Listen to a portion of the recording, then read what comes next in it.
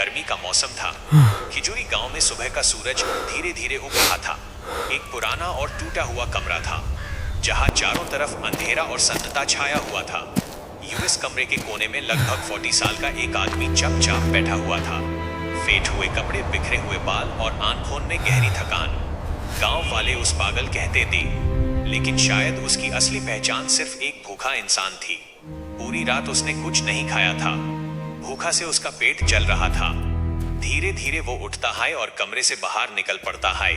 शायद आज किसी की दया यूएस पर बच जाए। चलते चलते वो खिजुरी गांव के छोटे बाजार तक पहुंच गया। वहां एक ठेला लगा हुआ था जहां छोटे छोटे बच्चे समोसा और पानी पूरी खा रहे थे। हर निवाला उस अपनी भूख की याद दिला रहा था, लेकिन बाद में किसी ने उसकी तरफ देखा तक नहीं। कुछ देर बाद उसकी नजर पास पड़े कचरे के डब्बे पर पड़ी। उसने सोचा शायद उसमें कुछ खाने को मिल जाए।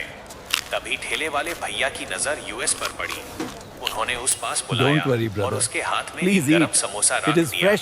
उसके चेहरे पर अचानक एक छोटी सी मुस्कान ए गई। एक छोटा सा समोसा, लेकिन उसके लिए वो किसी खजाने से कम नहीं था।